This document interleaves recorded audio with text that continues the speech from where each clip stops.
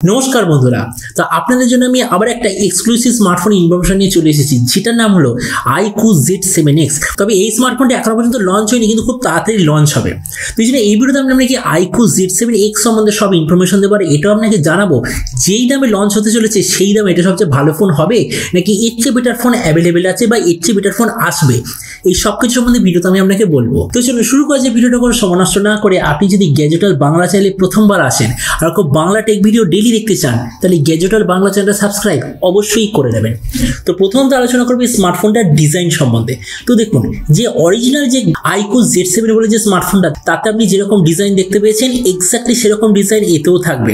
মানে ডিজাইনের দিক থেকে খুব একটা চেঞ্জেস যে অরিজিনাল Realme 10 যেটা থেকে এটা কপিড হয়েছে, মানে ডিজাইনটা তার চেয়ে খুব একটা চেঞ্জেস হবে না। এই স্মার্টফোনটার থিকনেস হলো 8.7 মিলিমিটার আর ওয়েট হলো 193 গ্রাম। আর এর পেছন দিকে আপনি পাবেন ম্যাট ফিনিশ টাইপের প্লাস্টিক ব্যাক কভার। ডিসপ্লের দিক থেকে আছে 6.67 inch full HD plus 120 hertz IPS LCD display, তার সঙ্গে 240 হার্জের টাচ সাবলিং রেট, 600 নিটসের brightness, 20:9 aspect ratio, 91% screen to body ratio. তার মানে সোজা কথা বলতে গেলে যে প্রাইস পয়েন্টে এটা লঞ্চ হচ্ছে, প্রাইস পয়েন্টের হিসাবে ঠিকঠাক, মানে আমি বলবো অ্যাভারেজ কোয়ালিটি ডিসপ্লেতে আপনি পাবেন। কিন্তু এই স্মার্টফোনটার মেইন সেলিং পয়েন্ট হলো এর প্রসেসর, কেননা এতে আপনি পাবেন Dimensity 7200 প্রসেসর, যেটা জাস্ট এক্ষুনি লঞ্চ হয়েছে, মানে ধরুন এক সপ্তাহ আগে লঞ্চ হয়েছে। আর এই যে প্রসেসর, এর ভেতরে যে কোর অথবা যে গ্রাফিক্স কার্ডের যে কম্বিনেশন অথবা এর যে আর্কিটেকচারের যে কোয়ালিটি, সেটাও এই প্রাইস পয়েন্টের সর্বপ্রথম। তার মানে ধরে নিন সবচেয়ে বেশি পাওয়ারফুল গেমিং অথবা সবচেয়ে ঠান্ডা প্রসেসর এই প্রাইস পয়েন্টে আপনি Dimensity 7200 পাবেন। আর তাছাড়া এর সঙ্গে iQOO তরফ থেকে আছে একটা খুব ভালো কোয়ালিটির কুলিং সিস্টেমও আছে। ক্যামেরার দিক থেকে আপনি পাবেন 50:2:2 এর রিয়ার ক্যামেরা, তার সঙ্গে 16 মেগাপিক্সেলের সেলফি। এই যে স্মার্টফোনটা বলেছে টোটাল দুটো ভেরিয়েন্ট আপনি দেখতে পাবেন। একটা হলো 6/128GB, দ্বিতীয়টা হলো 8/128GB। এর র্যামের কোয়ালিটিটা হলো LPDDR5, মেমোরি কোয়ালিটিটা হলো UFS 3.1, আর তার সঙ্গে আপনার কোনো ধরনের SD কার্ড স্লট দেখতে পাবেন না।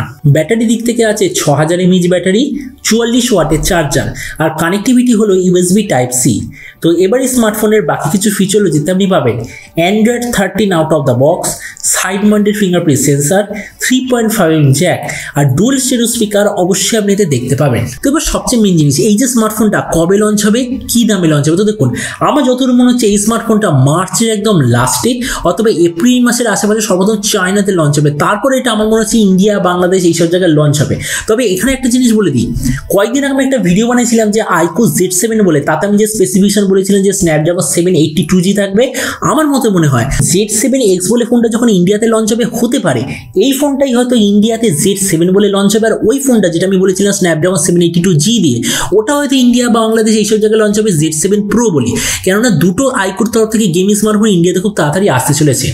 তো এবার সব ভিডিওর মধ্যে এখানে আপনাকে জানাবো, এই যে 20,000 টাকার আশেপাশে Z7X আসতে চলেছে, আপনার কি এটা নেওয়া উচিত নাকি এর চেয়ে বেটার স্মার্টফোন অ্যাভেলেবেল আছে। তো দেখুন, সোজা কথা বলতে গেলে স্মার্টফোনটার দামটা কম করার জন্য এই ডিসপ্লেটা অ্যাভারেজ, কেননা সেম প্রাইস পয়েন্টে বাকি ব্র্যান্ড আপনাকে সুপার অ্যামোলেড, পোলেড, তারপর 10-bit প্যানেল এইসব জিনিস আপনাকে দিচ্ছে, কিন্তু সেই দিক থেকে iQOO Z7X এর যে ডিসপ্লেটা খুবই অ্যাভারেজ। ক্যামেরাটা এই ফোনটার অ্যাভারেজ, কেননা সেম প্রাইস পয়েন্টে আপনি OIS, তারপরে 108 মেগাপিক্সেল ক্যামেরা, 64 মেগাপিক্সেল ক্যামেরা এইসব জিনিস আপনি পাবেন, কিন্তু সেই দিক থেকে বিচার করলে Z7X এর ক্যামেরাটা খুবই অ্যাভারেজ।